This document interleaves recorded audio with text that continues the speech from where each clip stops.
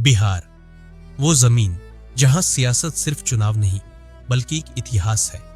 कभी लालू का युग, कभी नीतीश की राजनीति, और अब एक नया मोड़ जहां हर पार्टी कह रही है अब की बार बिहार हमारा। नीतीश कुमार, जो कभी सुशासन बाबू कहलाए, आज उन्हीं पर सवाल है, क्या अब जनता का भरोसा कमजोर हो गया है? वहीं राहुल गांधी और मोदी की लड़ाई दिल्ली में है, लेकिन उसका असर पटना की गलियों तक महसूस होता है। तेजस्वी कहते हैं बदलाव का वक्त आ गया है। भाजपा कहती है स्थिरता चाहिए, प्रयोग नहीं। जनता अब सिर्फ सुन नहीं रही, वो देख भी रही है, सोच भी रही है और याद भी रख रही है। तो सवाल ये है, 2025 में बिहार किसे चुनेगा? पुराना अनुभव या नया जोश? क्योंकि इस बार बात सिर्फ सत्ता की नहीं, सिस्टम की है। अब बात करते हैं उन फेसेस की जो इस बार बिहार की सियासत का चेहरा तय करेंगे।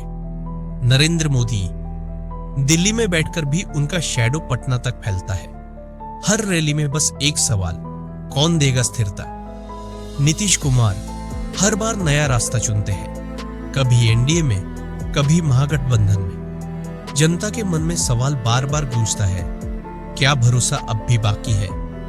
वहीं दूसरी तरफ तेजस्वी यादव, बिहार की सियासत का नया चेहरा, जो कहते हैं अब मौका हमारे जनरेशन को मिलना चाहिए। उसकी रैलीज में एनर्जी है, यूथ का इमोशनल कनेक्ट है। लेकिन क्या सिर्फ एनर्जी से चुनाव जीता जा सकता है या जरूरत है एक्सपीरियंस की भी? और सबसे डेंजरस खिलाड़ी है बीजेपी की बैकरूम टीम, जो कैमरा के पीछे रहती है पर हर स्क्रिप्ट वही लिखती है। तो पिक्चर क्लियर है, स्टेज रेडी, एक्टर्स रेडी, बस फाइनल राउंड बाकी है। जनता का वर्डिक्ट और जनता को तय करना है कि कौन जमीन पर बिहार और बिहारी के लिए काम कर सकता है। उनको बदलाव चाहिए या नहीं? क्योंकि ऑप्शंस लिमिटेड है। हर पार्टी का अपना नैरेटिव है और हर नैरेटिव के पीछे एक हिडन एजेंडा।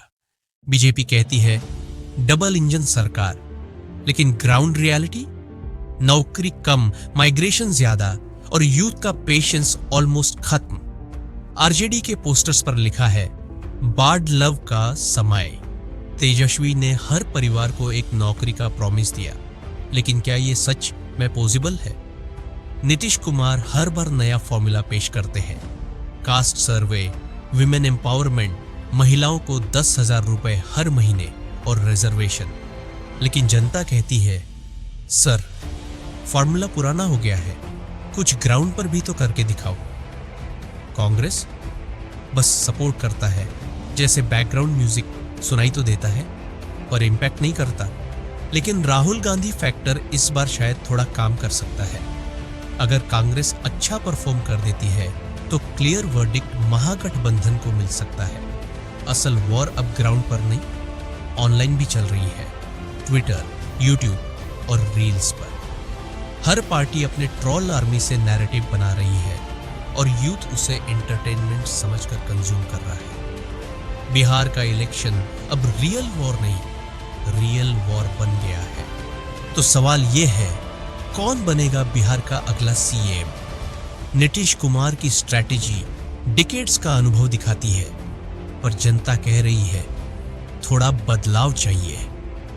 तेजस्वी यादव की एनर्जी और यूथ कनेक्शन अनडिनाएबल है। राहुल गांधी का ऑपोजिशन लीडर के तौर पर उभरना और वोट चोरी का मुद्दा। लेकिन क्या सिर्फ एनर्जी और इन सब मुद्दों पर चुनाव जीता जा सकता है, या जरूरत है लीडरशिप की स्टेबिलिटी की भी? क्योंकि नीतीश कुमार का महिला कार्ड काम कर सकता है महिला वोटर्स में। बीजेपी की मिशनरी साइलेंट बट डेडली है। दिल्ली से मोदी फैक्टर और मोदी की रैलियां अभी भी स्ट्रांगली प्रेजेंट है और वो हमेशा लास्ट मिनट गेम चेंजर बन सकता है। पिक्चर साफ है, कहीं नीतीश की लेगेसी डोमिनेट कर सकती है तो कहीं तेजस्वी की यूथ वेव और कहीं बीजेपी की डिसिप्लिन स्ट्रैटेजी। असली निर्णय अभी बाकी है, जनता के हाथ में। और हाँ, चैनल को सब्सक्राइब करना मत भूलना, क्योंकि कहानी अभी खत्म नहीं हुई है। पार्ट 2 जल्दी आने वाला है और तब हम खोलेंगे सारे सीक्रेट्स जो अब तक नजर नहीं आया।